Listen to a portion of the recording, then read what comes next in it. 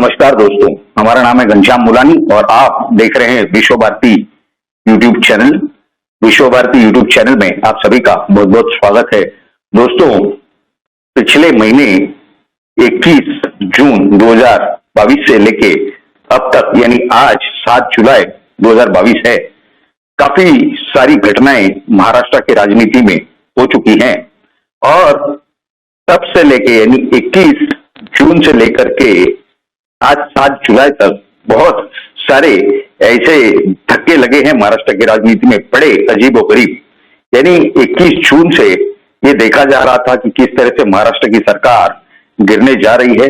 आखिर में 29 जून को महाराष्ट्र के तब के मुख्यमंत्री और शिवसेना के प्रमुख श्री उद्धव ठाकरे जी ने अपना त्यागपत्र राज्यपाल के पास जाकर के सौंप दिया। खैर, 30 तारीख को जब ये दावा किया गया भारतीय जनता पार्टी की तरफ से और शिवसेना के जो फ्लोर लीडर हैं, गट नेता जिसे कहते हैं, श्री एकनाथ शिंदे जी ने, और इन्होंने सरकार बनाई, शपथ विधि हुई। लेकिन तब से लेकर के अब तक यानी पिछले 7 दिनों के अंदर, 8 दिनों के अंदर 2 ही व्यक्तियों की यानी 2 ही नेताओं की शपथ विधि हुई है। एकनाथ शिंदे ये महाराष्ट्र के मुख्यमंत्री बने और देवेंद्र फडणवीस भारतीय जनता पार्टी के इसके पहले के विरोधी पक्ष नेता यानी महाराष्ट्र विधानसभा के, ये इन्होंने उप मुख्यमंत्री की शपथ ली। वो भी एक धक्का ही था। अगर आपको याद होगा कि 23 तारीख को जब श्री उद्धव ठाकरे यानी उसके पहले जब ये सारे 30-40 शिवसेना के विधायक ये सूरत से लेके गुवाहाटी चले गए, उसके बाद श्री उद्धव ठाकरे जी ने एक फेसबुक लाइव लिया था जिसमें उन्होंने कहा था कि आप वापस आ जाइए, अगर मैं हटने भी तैयार हूं इस सरकार से। यानी ये जो महाविकास आघाड़ी की सरकार थी राष्ट्रवादी कांग्रेस पार्टी और कांग्रेस पार्टी के साथ की, और मैं शिवसेना के प्रमुख के पद से भी हटने तैयार हूं। अब शिवसेना का मुख्यमंत्री था, इसके आगे भी अगर शिवसेना का मुख्यमंत्री होगा तो हमें बहुत आनंद होगा, हमें बहुत खुशी होगी। उसके बाद उन्होंने फिर कुछ दिन निकाले। आखिर में 29 जून को उन्होंने जाकर के अपना त्याग पत्र दे दिया। रात को 9:30 बजे उन्होंने फेसबुक लाइव किया था। उसके बाद भारतीय जनता पार्टी ने साबित किया है महाराष्ट्र के अंदर कि जो श्रीमान उद्धव बालासाहेब ठाकरे, उन्होंने अपने पिता यानी महाराष्ट्र के हिंदू हृदय सम्राट श्री बालासाहेब ठाकरे जी को जो वचन दिया था कि हम अपने शिव सैनिक को मुख्यमंत्री बनाएंगे, ये तो उन्होंने पूरा किया नहीं, लेकिन ये भारतीय जनता पार्टी ने ये वचन उनका पूरा करके दिखाया। यानी शिवसेना के एक सीनियर शिव सैनिक श्री एकनाथ शिंदे जी को मुख्यमंत्री बना करके दिखाया। खैर, ऐसे पूरे परिस्थिति के अंदर अब आप कहेंगे कि लगभग 7 या 8 दिन हो चुके हैं कि ये शपथ विधि हुई है और अब तक मंत्रिमंडल का विस्तार नहीं हो रहा है। मंत्रिमंडल का जो विस्तार है वो कब होगा, कैसे होगा और उसके अंदर क्या रेशियो या इक्वेशन होने वाले हैं, इसकी हम आपको पूरी जानकारी देने जा रहे हैं इसी वीडियो में। तो देखिए, ऐसा है कि अगर आपको याद होगा कि जब ये विधायक गुवाहाटी चले गए थे तो इनमें से 16 विधायकों को एक नोटिस जारी कर दी गई थी विधानसभा के उस समय के डिप्टी स्पीकर श्री नरहरि झिरवल द्वारा। और क्या नोटिस जारी की थी कि इनके खिलाफ एक क्लेम लगाया गया था। किसने लगाया था?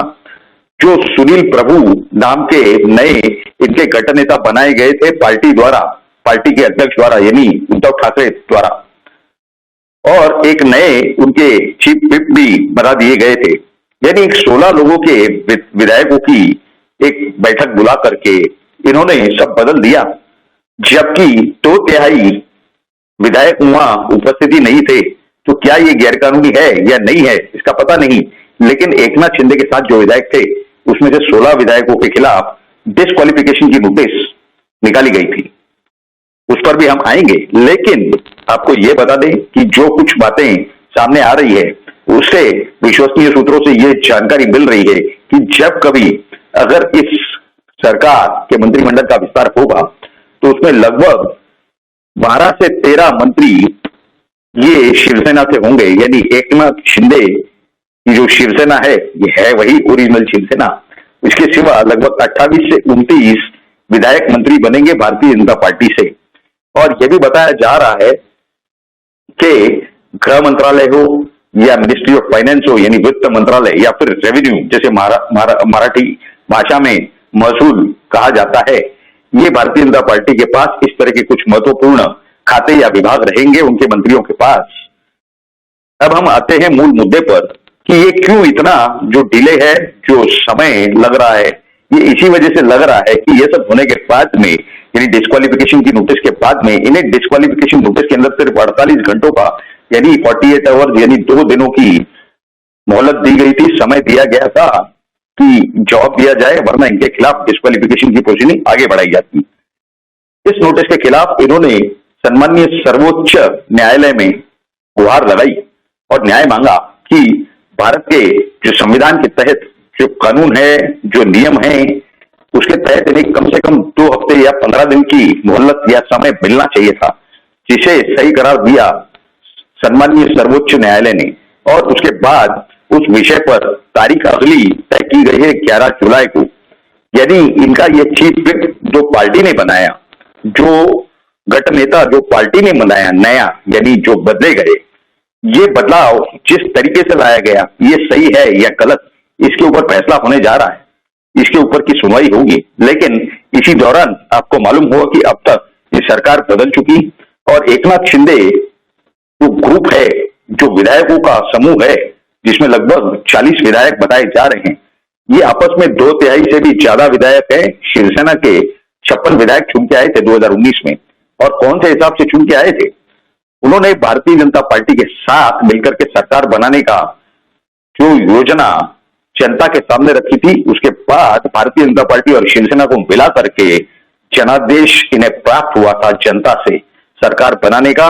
यानी 56 विधायक शिवसेना के और 106 विधायक भारतीय जनता पार्टी के, यानी 162 288 की असेंबली के अंदर 145 के बहुमत की जरूरत होती है। यानी बहुमत से ज्यादा जब इन्हें इनके विधायक चुन करके आए, इसे ही जनता का मैंडेट कहा जाता है। इस दौरान इनके एक विधायक स्वर्ग सिधार गए शिवसेना के, यानी इनके 55 विधायक बच गए, जिसमें से एक तो सुपुत्र हैं श्री उद्धव ठाकरे जी के।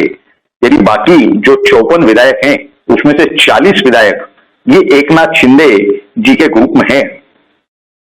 अब जब ये सरकार नहीं बनी, जनता के जनादेश को दरकिनार करके श्री उद्धव ठाकरे जी ने सरकार बनाई।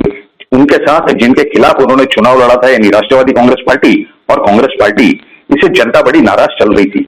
ये सारे विधायक ये अपने अपने जो मतदार इनके क्षेत्र हैं, जहां से ये चुन करके आए थे, ये उन्हें मुंह दिखाने लायक नहीं बचे थे, क्योंकि लोग इन्हें बार बार पूछा करते थे कि आपने वायदा क्या किया था और आप विकास भी नहीं कर पा रहे हैं, गलत लोगों के साथ सरकार बना करके बैठे हैं, वरना हम राष्ट्रवादी और कांग्रेस को ही मतदान करते, क्योंकि आपने तो चुनाव उन्हीं के साथ लड़ा था।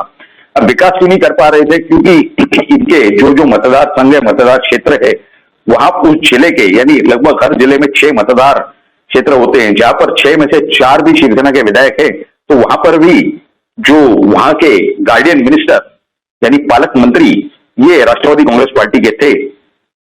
महाराष्ट्र के फाइनेंस मिनिस्टर भी राष्ट्रवादी कांग्रेस पार्टी के, यानी अजीत दादा पाटिल जिन्हें कहा जाता है। तो ये फंडिंग उस पालक मंत्री को करते हुए विधायकों के हाथ में कुछ खास फंडिंग नहीं आती।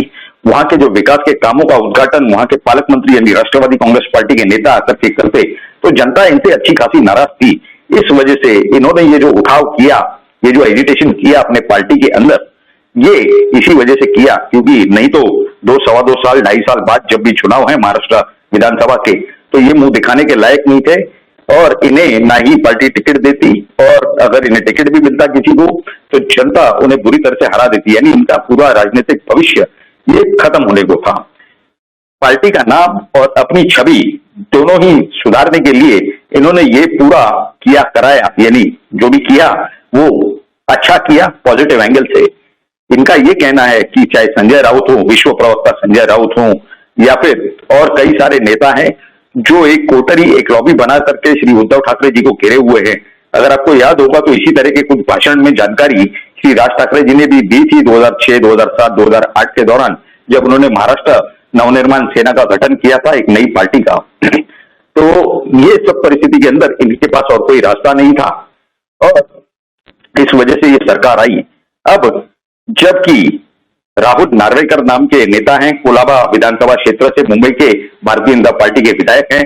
इन्हें जब वहां पर विधानसभा क्षेत्र के महाराष्ट्र विधानसभा के अंदर जब स्पीकर करके चुना गया तो इनके खिलाफ इनके पास जो शिकायतें आई कि जो 16 विधायक हैं श्री उद्धव ठाकरे जी के साथ यानी आदित्य ठाकरे के साथ, उसमें से कई सारे विधायकों ने व्हिप का भंग किया है। यानी एकनाथ शिंदे ग्रुप का जो चीफ व्हिप हैं, उन्होंने जो आदेश दिया था मतदान करने का सरकार के पक्ष में, साथ ही साथ स्पीकर के चुनाव के लिए, उसका भंग किया गया है। तो उनके खिलाफ डिस्क्वालिफिकेशन की नोटिस निकाल दी गई है।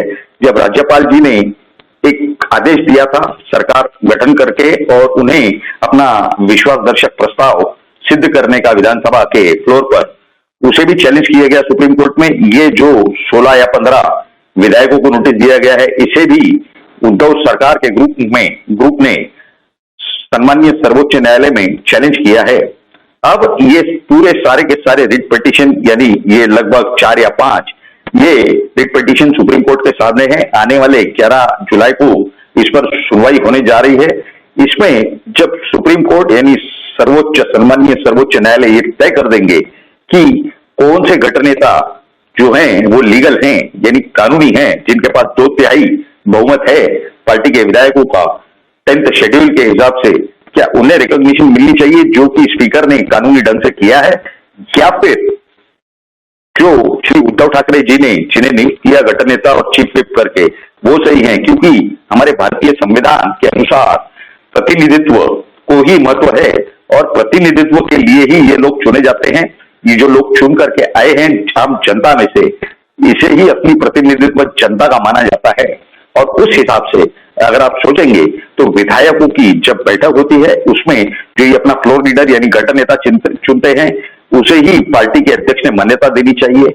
और उस जो फ्लोर लीडर हैं या जो गठन नेता हैं वो जिसे चीफ व्हिप नियुक्त करें, या फिर ये सभी विधायकों की तरफ से, या फिर ये सभी विधायक मिलकर के इसे चीफ व्हिप नियुक्त करना है, उस विषय में जब इनका एकमत हो जाएगा उसे ही कानूनी मान्यता होती है। पार्टी के अध्यक्ष किसी को नियुक्त कर सके, इस तरह का कोई प्रावधान कानून के अंदर अब तक नहीं बना। तो आने वाले समय में 11 जुलाई को 99.99% शायद इस विषय का फैसला हो जाए कि इस शिवसेना का जो मतदार या माफ कीजिए विधायक संघ है या विधायक गठ है, उनका चीफ व्हिप कौन है और उनके सही गठन नेता कौन है। और ये तय होने के बाद सरकार के स्थिरता का भी जो निर्णय है वो हो जाएगा। और उसके तुरंत बाद, क्योंकि 18 तारीख को यह बताया जा रहा है कि महाराष्ट्र के विधानसभा का सत्र यानी सेशन होने जा रहा है, लेकिन उसी दिन भारत के राष्ट्रपति का चुनाव भी है, उसके लिए मतदान किया जाएगा, ये भी बताया जा रहा है। यानी 12 तारीख से लेकर के 17 तारीख तक, क्योंकि विधानसभा का सत्र पोस्टपोन होकर के शायद 19 तारीख से शुरू हो, तो उस दौरान यानी 12 तारीख के बाद से लेके 17 तारीख के आसपास तक, यानी शायद हो सकता है 15 से 17 के बीच में महाराष्ट्र के मंत्रिमंडल का विस्तार होने की पूरी संभावना बताई जा रही है सारे विश्वसनीय सूत्रों द्वारा। तो ऐसे पूरे परिस्थिति के अंदर सभी की जो नजरें हैं, जो निगाहें हैं, वो सम्मानीय सर्वोच्च न्यायालय की जो सुनवाई 11 जुलाई 2022 को होने जा रही है उस पर लगी हुई है। लेकिन संविधान का जो स्वरूप है, जो सिस्टम है, जिस तरह की बनावट है, जो पवित्र संविधान सम्मानीय डॉक्टर बाबा साहेब अंबेडकर जी के प्रयत्नों से, यानी उन्होंने जो ड्राफ्ट कमेटी के साथ और कॉन्स्टिट्यूएंट असेंबली के साथ मिलकर के जो पूरे सारे प्रयत्न किए, उस पवित्र संविधान के अनुरूप क्या होने की संभावना है, इसकी जानकारी हमने आपको इसी वीडियो में दे दी है। हमारे काफी सारे दर्शकों की ये फरमाइश थी कि इस विषय में जानकारी दी जाए, इसीलिए हम अपने वीडियो द्वारा ये जानकारी आपके सामने रखने का प्रयास कर रहे हैं। और ये जानकारी आपको कैसी लगी ये तो जरूर आप नीचे कमेंट बॉक्स में लिख करके बताएं। लेकिन साथ ही साथ अगर आपको ये जानकारी अच्छी लगी हो तो जरूर इस वीडियो को लाइक करें और ज्यादा से ज्यादा शेयर करें, ताकि भारत के हर नागरिक तक ये संपूर्ण जानकारियां सही रूप से और सही स्वरूप में पहुंच सके। ये आप ही का विश्व भारती चैनल है, इसे जल्द से जल्द सब्सक्राइब करें। आप सभी लोगों ने इस वीडियो को पूरा अंत तक देखा, इसके लिए आप सभी का बहुत बहुत धन्यवाद। भारत माता की जय, जय हिंद।